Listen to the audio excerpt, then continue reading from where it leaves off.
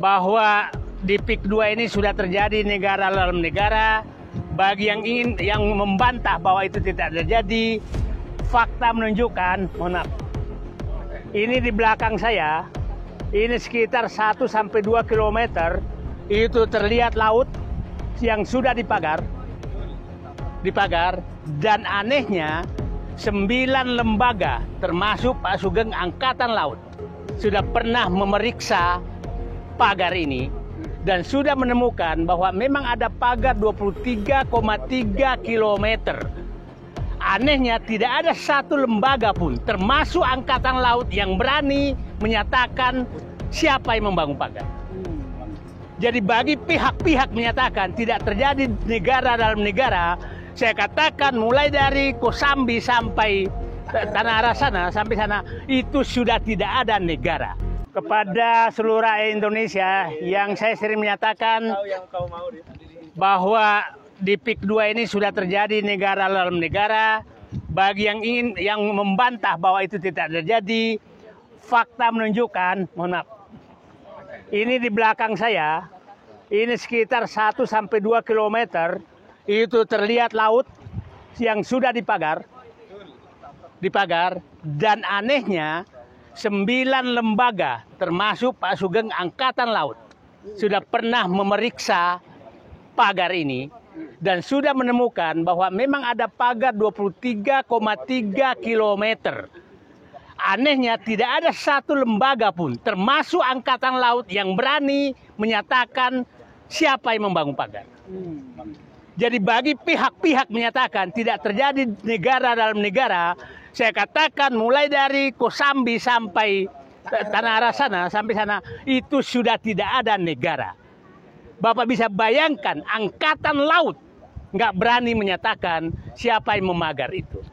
Dan mereka sudah menemukan bahwa itu ada pagar. Ini faktanya di belakang ini dipagar, dan nelayan tidak bisa masuk lagi karena sudah dipagar.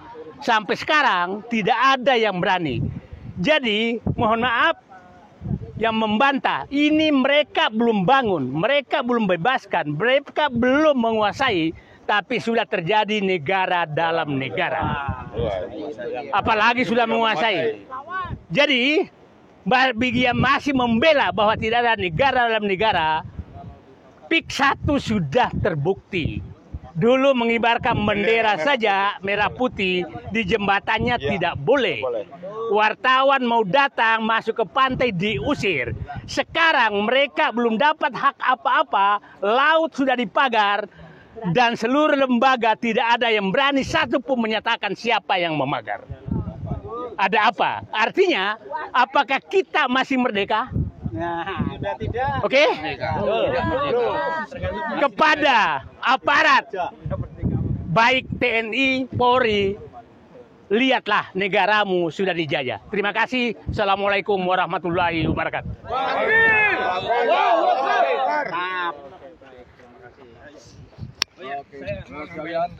Sebentar, saya mau nambahin dikit. Ya, biar saya mau jelasin pagar ini. Ya, baik. Seluruh rakyat Indonesia, saya hari ini bukan hanya omon-omon melalui persidangan, bukan melalui konten, bukan melalui podcast. Kami hadir langsung di Pantai Cangkir, di daerah Kronjo, di Pulau Cangkir, daerah Kronjo, ya, Kabupaten Tangerang, masih NKRI. Sekali lagi saya tegaskan, ini masih NKRI, bukan Negara Kesatuan Republik Aguan, ya. Ini Republik Indonesia gitu. Tapi anehnya kita lihat di situ ada pagar-pagar yang dibuat, informasi dari warga itu punya melaut dalam rute yang paling cepat untuk sampai pada lokasi tangkapan ikan, sehingga masyarakat atau nelayan di sini rata-rata kalau mau melaut itu harus cari rute memutar keliling kira-kira 10 km berkelilingnya, tergantung juga tujuan sebenarnya. Tapi di sana ada rugi waktu kira-kira setengah jam lebih, rugi BBM, rugi waktu untuk menangkapnya jadi berkurang karena harus muter-muter, dan tentu saja rugi nilai tangkapannya bisa berpotensi berkurang. Nah, pernah terjadi karena ini tidak punya dasar, karena pernah oleh warga ini ditabrak dengan perahu kapal kecil gitu ya. Begitu bolong kan bisa untuk akses, jadi bisa langsung horizontal, nggak perlu memutar-mutar. ternyata ada orang dari otoritas itu yang, nah ini harus dapat perhatian dari Pak. Boleh ada tindakan menghalangi akses publik. Ini milik publik, akses publik, semua harus bisa mendapatkan manfaat. Tidak boleh ya. Kita sudah tahu bahkan keterangan resmi dari PIK 2, lokasi PSN itu hanya ada di 1.755 hektar yang itu ada di Kosambi, tidak sampai ke Kronjo gitu loh.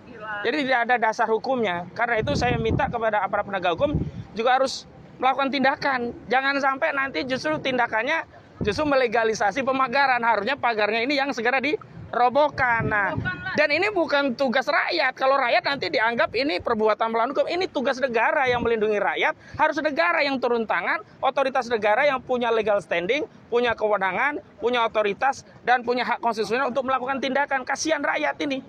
Saya sepanjang jalan tadi melihat mayoritas di sini memang nelayan gitu. Bagaimana gitu kalau akses mereka untuk hidup, mencari penghidupan di laut yang memang sumber penghidupan mereka justru dihalangi. Dan kalau ini jadi pariwisatanya PIK begitu ya. Lalu akses yang sifatnya publik itu berubah menjadi private gitu. Dan izin, nah kalau izin kan objek wisata kan sekarang wisata itu kan tujuannya adalah benefit, untung, cari laba. Semua harus bayar. Contoh lah banyak ya kawasan wisata, taman mini lah, Ancol begitu saja. Itu kan tidak semua bisa menikmati secara luas, secara merdeka gitu. Padahal itu akses publik. Mohon maaf, kalau yang di wilayah lainnya itu masih ada harga 30.000, 50.000 itu murah sekali per meter. Ini dia nggak bayar sama sekali laut kita. Ini pantai kita ini. Nggak ada harga yang dibayar oleh otoritas dari PIK 2 ini gitu loh. Jadi sekali lagi saya menambah.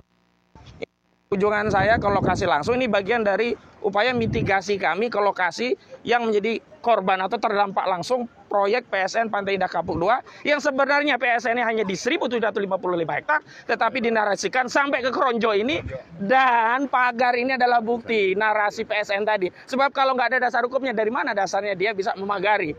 Kok bisa ada otoritas yang lebih tinggi daripada negara? Nah inilah yang menjadi ancaman negara di dalam Assalamualaikum warahmatullahi wabarakatuh. Tapi tadi kita baca surat pernyataan si kakek ini serem juga, mendesak Kapolri untuk segera menangkap Aguan. Kalau tidak, jangan sampai mengulang kerusuhan anti Cina tahun 1980. Ini gimana kok galak betul nih Pak Sugeng? Belum apa-apanya. Masyarakat harus tahu cerita yang sesungguhnya. Jangan katanya. Jangan lain-lain lagi, tapi dengarkan.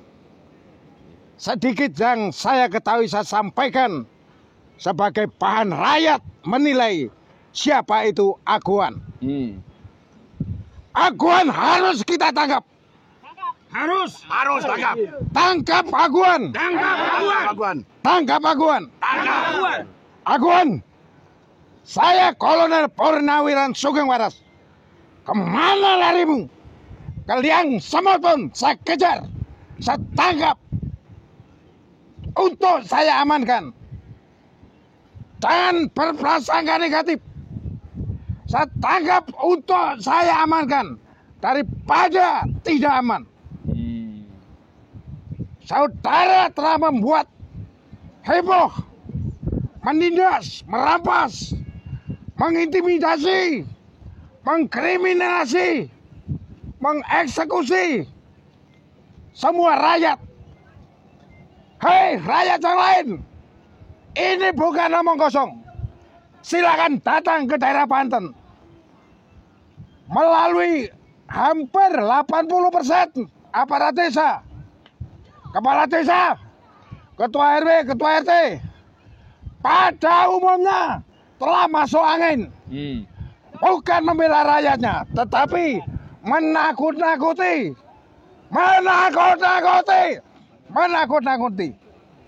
Saya sudah simpan dokumen ini. Sekali lagi jangan pernah ragu. Saya bukan berdasarkan kebencian, tetapi keprihatinan. Masyarakat Indonesia, ini terjadi hampir di seluruh wilayah tanah air. Tetapi ini kali saya menekankan, semua berpandangan kepada PIK. Ada PIK 1, ada PIK 2 dan selanjutnya. Semua sudah dipolitisasi, sudah dikaburkan oleh Aguan. Ternyata Aguan adalah seorang pembohong, seorang pembual. Ada kalanya dia membual sebagai penyumbang terbesar. Saudara-saudara ingat, hasil pemerasan, hasil perampasan dijadikan sumbangan, tidak akan berkah.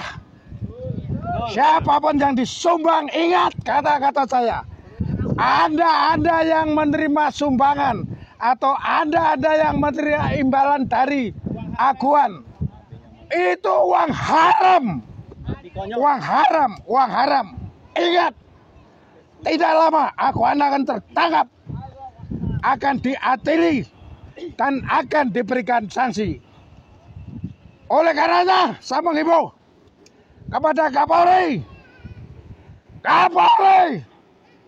Kapolri harus serius, harus sungguh-sungguh menegakkan hukum di Indonesia. Yang terakhir, yang tidak kalah penting, kepada Presiden yang baru, Presiden Prabowo Subianto, saya minta agar peka dan peduli dan serius terhadap masalah ini.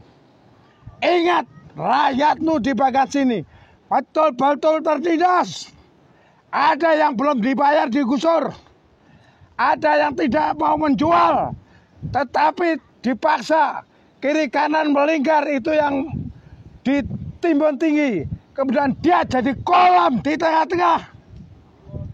Ingat, pengurukan Sungai Cisadane adalah jalan kesejahteraan, jalan kesuburan tanah-tanah lapak, tanah-tanah sawah di daerah ini. Tetapi akibat itu ditimbun, maka aliran sungai tidak ke sawah. Ini sama saja pemaksaan. Ini sama saja pemaksaan. Saudara Presiden, ada saran dari saya. Perhatikan sungguh-sungguh PIK 2 ini. Karena wilayahnya hampir mencapai lebih dari 200 juta hektar. Kalau misalnya kita umpamakan itu dijual kepada Aguan dengan harga 60 sampai 75 juta per hektar, apakah tidak lebih baik? Ini kita perhatikan. Tanah kita tarik kembali, hak rakyat kita kembalikan. Tanah ini dijadikan sebagai lahan pertanian, persawahan, agar swasembada pangan kita lebih terwujud. Daripada kita buka hutan yang masih rimbun. PIK kedua adalah pekerjaan ringan. Sama saja kita membuang biaya, tetapi tanah kembali, hak rakyat kembali. Demikian, sekali lagi, dengarkan suara rakyat. Merdeka! Merdeka! Merdeka! Merdeka! Merdeka! Merdeka! Assalamualaikum warahmatullahi wabarakatuh. Waalaikumsalam warahmatullahi wabarakatuh. Bang Arka dikit boleh ya? Udah lengkap.